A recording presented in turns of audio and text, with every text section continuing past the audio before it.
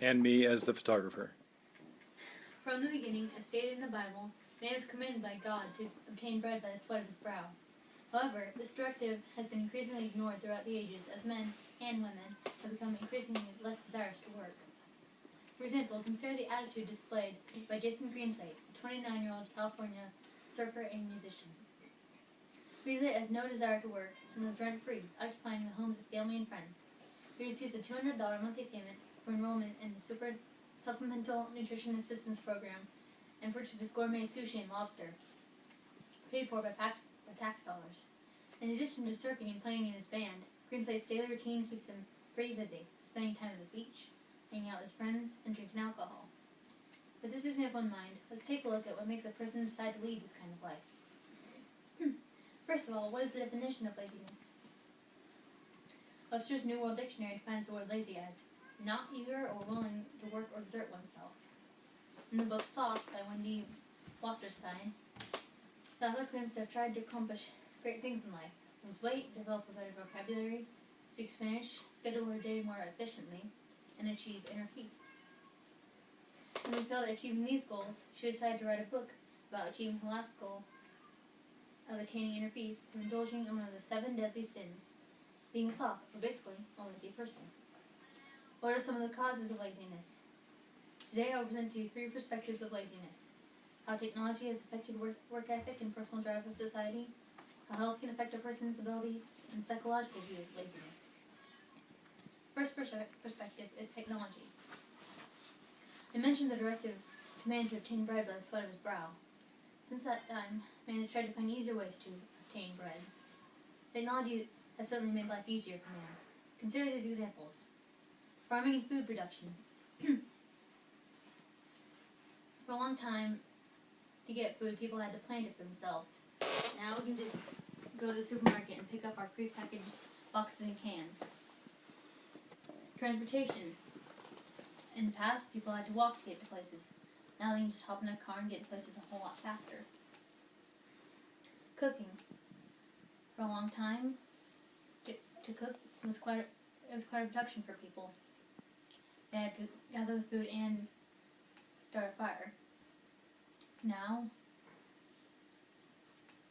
we have our modern ovens and microwaves, and we can just pop in our pre-prepared food, and it'll be done within minutes. Research.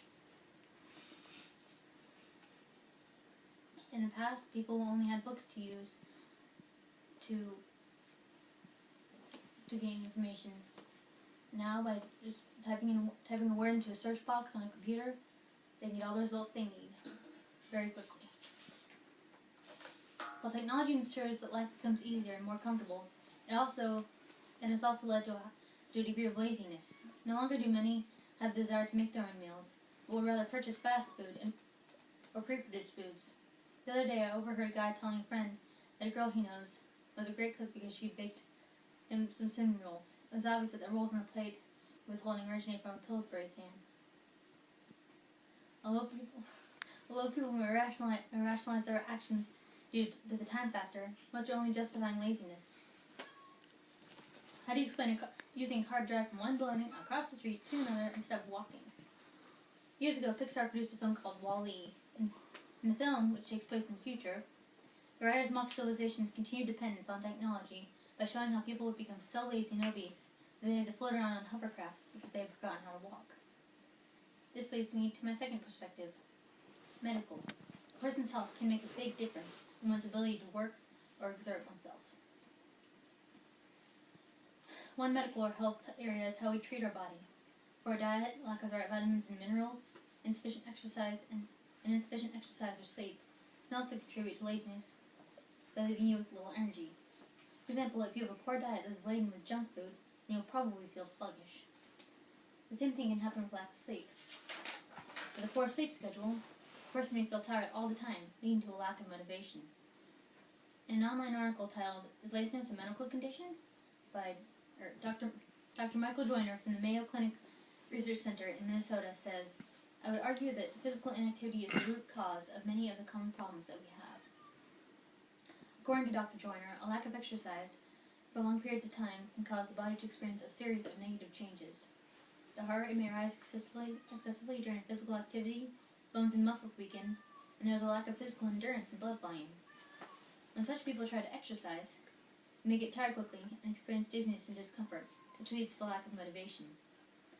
This can lead to serious medical conditions including fibromyalgia, chronic fatigue syndrome, and BOTS, a syndrome involving an excessive heart rate and flu-like symptoms when standing or exercising.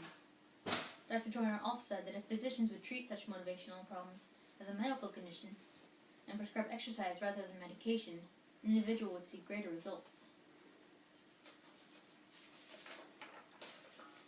In addition, the world of psychology, my third perspective, also has a unique view concerning the concept of laziness. In the book The Myth of Laziness, Mel Levine, MD, states that many individuals are unjustly accused of being lazy. In life, we are judged by what we do and accomplish. Therefore, when an individual fails to produce the standards of others, they may be considered lazy. However, according to Dr. Levine, these individuals suffer from what he calls output failure. This failure stems from our brain wiring, including how and when the brain operates.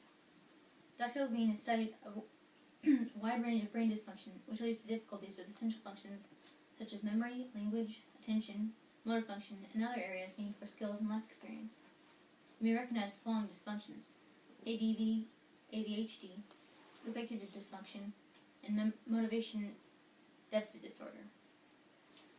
All these diagnoses are related to the frontal lobe of the brain, which controls many of the processes of the body. Dr. Levine refers to individuals with such disorders as misunderstood. Everyone wants to be productive and praised for work well done. It is a natural human drive to desire recognition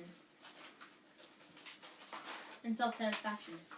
However, due to such disorders, many individuals have a difficult time completing tasks. This is why Dr. Levine refers to laziness as a myth. Another aspect of the psychological realm is fear. In the book How Plato and Pythagoras Can Save Your Life, Nicholas Carteris, PhD, says that our large brains are capable of great thought. We're also capable of reflecting on the past and future. We feel shame and guilt when thinking about our past, and feel anxious and fearful when thinking about how we may fail in the future. This fear can lead to a paralysis of action as we fear failure and procrastinate action, an outward sign of laziness in the eyes of others. In conclusion, regardless of the various aspects of laziness, or whether laziness is real or not, I offer advice. Actor and director Woody Allen once stated, 80% of success is showing up. In the book Showing Up for Life, Bill Gates Sr. states that he noticed that successful people show up for many things. His parents never talked about showing up, they just did. How does this apply to laziness?